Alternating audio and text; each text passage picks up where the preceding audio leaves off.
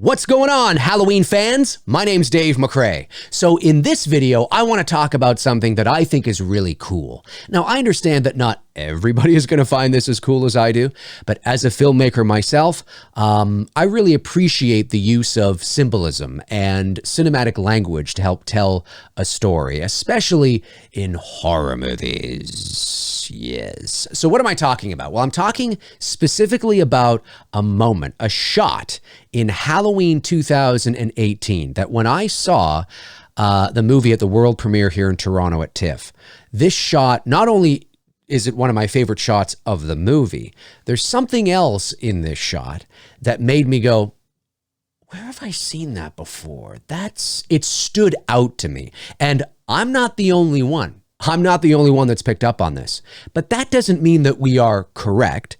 And this was the intention on the filmmakers and writers' part to implement this.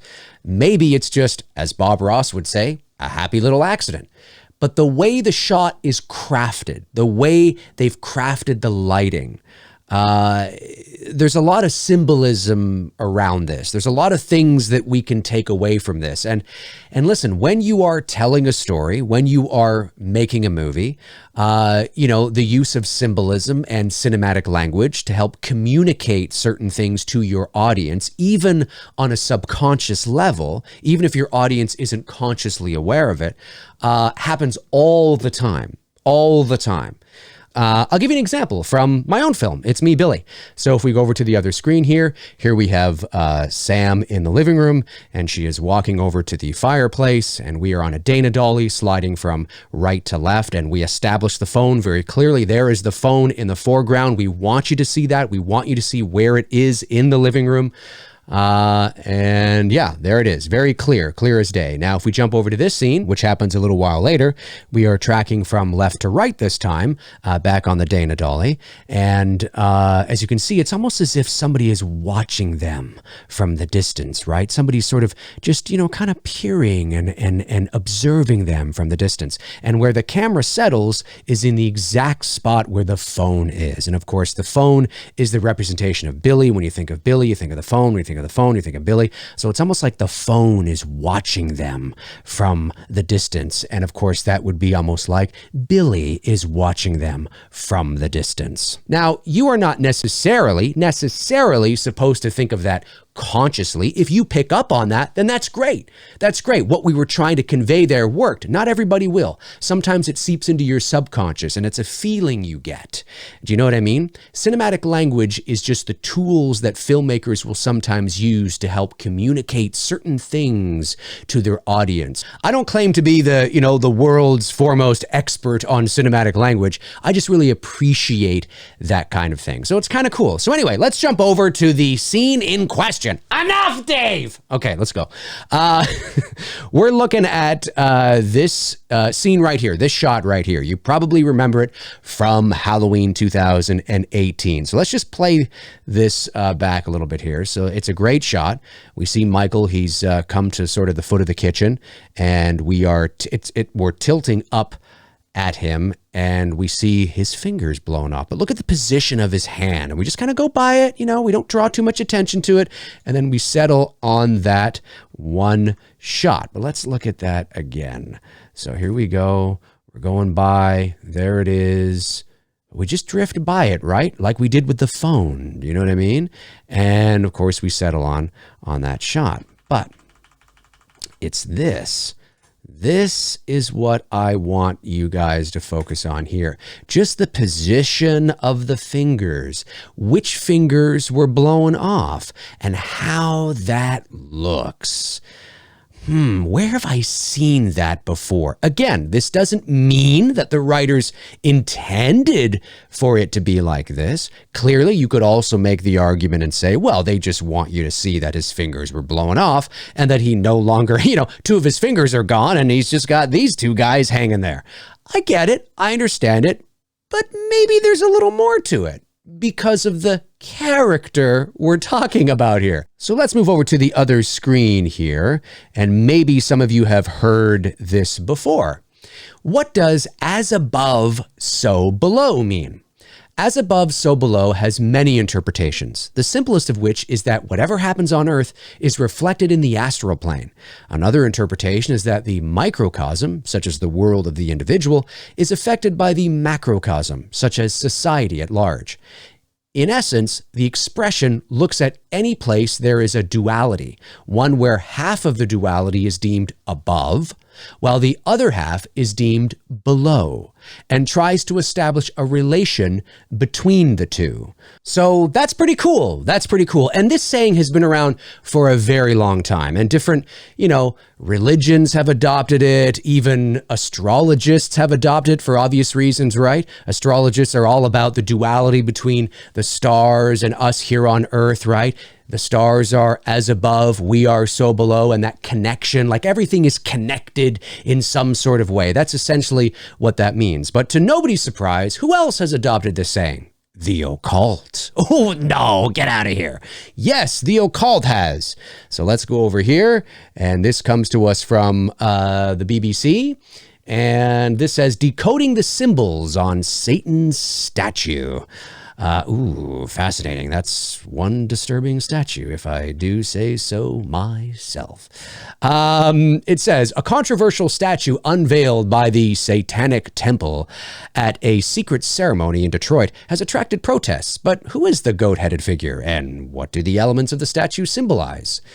It says here, the bronze statue is nearly 9 feet tall and depicts a winged hermaphrodite known as Baphomet, I believe is how you pronounce that in French. In English, I believe it's just Baphomet, flanked by 2 smiling children. Oh yes, the children are so happy to be in front of a symbol of Satan. It cost $100,000, 64,000 pounds to make, and hundreds of Satanists turned out to see it unveiled. Pretty cool. Okay, so there's a lot here. I'm not going to read. You can search this out on your own if you want. I want to get to more of the juicy stuff, kind of to the point. Levis Bafflement. Levis Bafflement. Okay, so there is a drawing. Pretty creepy, if I do say so myself. Yes, very creepy indeed. It says here, the best known modern image of Baphomet was drawn in 1856 by the French occultist Eliphas Levi. I think I'm saying Eliphas, right? Maybe not, but I'm pretty sure I'm in the ballpark. In his book, Transcendental Magic, Its Doctrine and Ritual, he envisioned a winged hermaphrodite with a torch between his horns and a pentagram on his forehead. Its arms bore the Latin words solve, separate, and coagula, I think I'm saying that right, joined together, the powers of binding and loosing, usurped from God. Ooh. Crazy. Levi's drawing was the inspiration for the Satanic Temple's new monument. It contains all these binary opposites, above and below, part animal, part human, male and female. It embodies opposites and celebrates contrasts. Then we get to the 2-finger salute. 2 fingers on the right hand point up. 2 on the left hand point down, meaning as above, so below. These words and the accompanying gesture are familiar to occultists. They are drawn from the ancient works of Hermes Trismegistus, I think is how you say that, whose writings became popular during the Renaissance and Reformation. The phrase is also used in relation to science, the universe, and God. That's what we were talking about earlier. But Levi wrote that by making the gesture, his Baphomet expresses the perfect harmony of mercy and justice. Whew, fascinating. Fascinating indeed. Fascinating indeed. And listen, if you want to read up on this, I mean, there's tons of stuff. There's tons of stuff on this, and tons of images and artwork and all that kind of stuff that goes beyond this as well. This is just the most well-known and famous drawing of this creature. Okay, let's go back to the other screen here. All right. Now, I am in no way insinuating that David Gordon Green, let's be clear, I am in no way insinuating or suggesting that David Gordon Green and company are suggesting themselves that Michael Myers is part of the occult. Yep, it's just like Halloween 6, The Curse of Michael Myers. That's why he's doing that. No, that's not what I'm suggesting at all. In the actual movie, he's not making that symbol. Michael Myers isn't consciously making that symbol for us, the viewers. He just had both his fingers blown off, right? He has both his fingers blown off, and that's why his hand is like that. However, because the character of Michael Myers is the embodiment of evil, and the occult has adopted this, this saying for their own, and they have their own meanings for it. And there's a lot of photographs, of people that will do that hand sign and shit like that, and you'll point to the ground. And what are they pointing to? They're pointing to hell. They're pointing to the devil. They're pointing to evil. What is Michael Myers? Like I said, he's the embodiment of evil. He's evil on two legs, the blackest eyes, the devil's eyes. In this situation, for all intents and purposes, he is the devil. He is evil. He is also above, for which they are below. Again, is it intentional? Maybe it is. Or maybe it's a happy accident. But I am in no way suggesting that somehow there is an occult angle to Michael Myers. It's just a cool way of hammering home that he is evil. He is the embodiment in this scenario of the devil.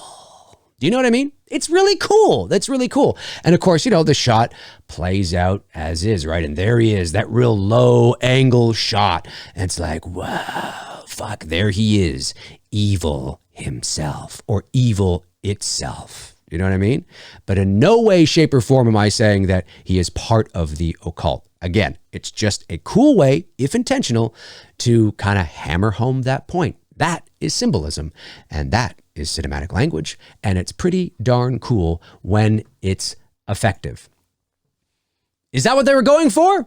I don't know. Or maybe it's just a happy accident, a Bob Ross happy accident.